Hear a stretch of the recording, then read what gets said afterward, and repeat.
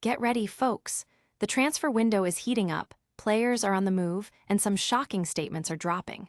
We've got massive updates from Newcastle United, including who's staying, who's going, and some bold claims that have everyone talking. We're breaking down the future of key players at Newcastle United, with whispers of departures and strategic rebuilds on the horizon. Will the club make the right calls to move forward? Then, we're diving into the fallout from that explosive Derby Day drama, featuring some jaw-dropping comments from Anthony Gordon that have ignited a firestorm. What does this mean for the team and the fans?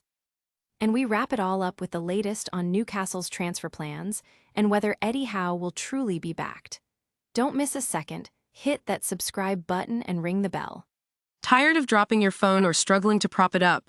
Meet the PopSockets phone grip with expanding kickstand in black, your new must-have accessory.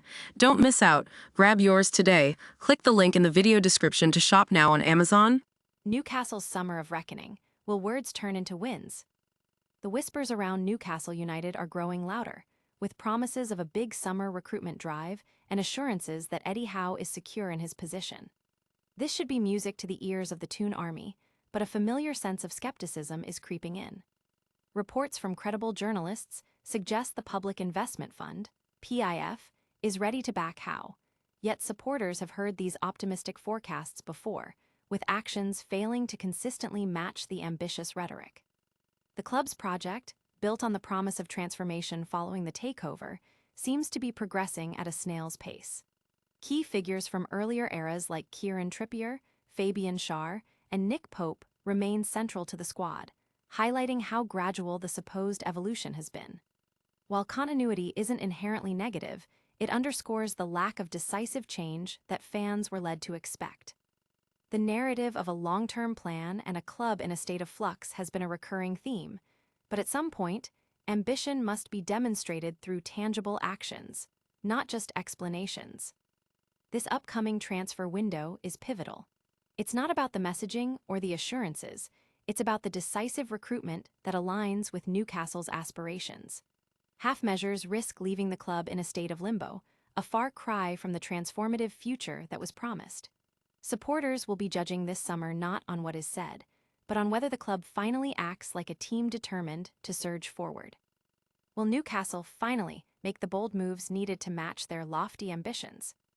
Next, we reveal which two Newcastle strikers are reportedly on the chopping block this summer. Striker shake-up at St. James, who's out, who's in. The experiments with strikers Jon Wissa and Nick Woltemade at Newcastle United appear to be winding down, with one likely to depart this summer. Neither player has lived up to expectations, arriving to bolster the attack in place of the influential Callum Wilson and Alexander Isak, but failing to make a significant impact. While there are mitigating circumstances for both, including Woltemade facing an underperforming team and Wissa battling back from injury, their performances have been disappointing. Woltemade, despite scoring 10 goals in his debut season in England, has often been played out of position, even finding himself in central midfield. Wissa, meanwhile, has struggled for consistent game time, particularly in recent weeks. The club reportedly recognizes that failing to sell players like Alexander Isak quickly enough may have led to these panic buys, as neither Wissa nor Woltemade were top transfer targets. Now, reports suggest that one of the two strikers is likely to be sold, even if it means taking a financial loss. Woltemade, being younger and having attracted previous interest from clubs like Bayern Munich, appears more likely to attract buyers and generate much-needed funds for Newcastle's planned rebuild. While selling him might be a shame, it seems the more pragmatic option for the club. Can Newcastle secure a profitable sale and reinvest wisely? Next, we hear directly from Anthony Gordon on why he believes Sunderland are simply not very good compared to Newcastle. Gordon's Derby Day declaration: Sunderland aren't very good. Anthony Gordon has delivered a stinging assessment of Sunderland, declaring them not very good in comparison to Newcastle United, a statement that follows a disappointing 2-1 loss at St. James Park. Despite opening the scoring in the match, Gordon's side ultimately succumbed to Sunderland's second-half comeback, extending Newcastle's dismal winless streak against their rivals to 11 league games. Gordon's candid remarks to Newcastle's club media were blunt. "The frustrating thing is, in my opinion, they're not a very good team compared to us. We shouldn't lose to them." He acknowledged the difficulty of playing away, but insisted that at home, with the first-half performance they delivered, a loss was unacceptable. Gordon pointed to a recurring issue of poor second-half starts as a key factor, admitting the team haven't been good enough starting second halves, and it's an ongoing problem. He concluded that no excuses were valid, as the team was only good for 45 minutes, a pattern too common this season. Sunderland's victory propelled them above Newcastle in the league table, highlighting a concerning trend for the Magpies. They have dropped a significant 22 points from winning positions this season, contrasting sharply with Sunderland's ability to snatch points from behind. While Newcastle has a slightly better top-flight win record and has scored more goals, Sunderland boasts a superior defensive record and fewer losses. Adding to Newcastle's woes, Sven Botman sustained a facial fracture during the match, requiring surgery, though he is expected to return before the season's end.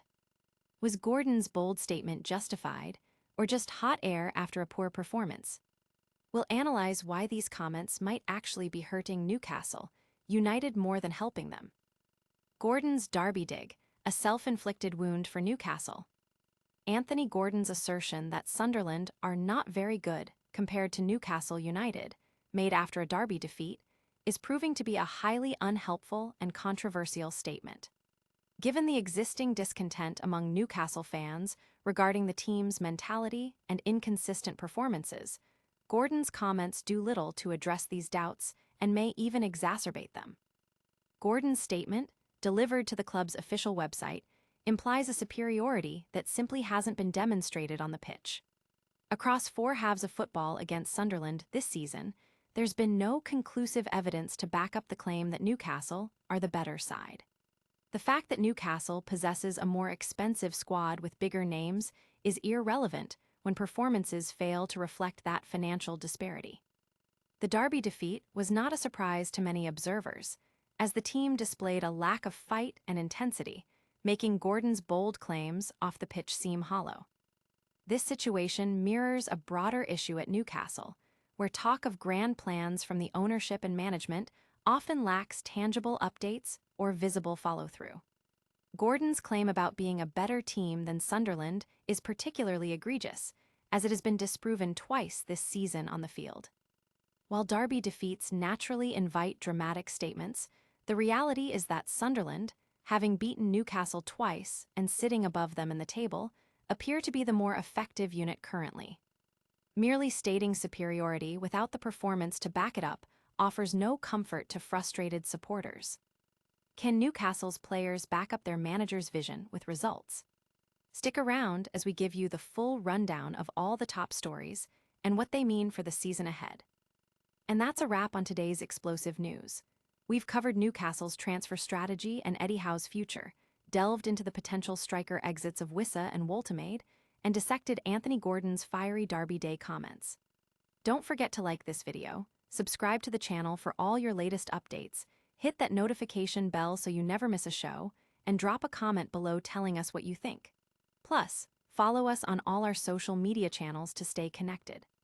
We'll see you next time.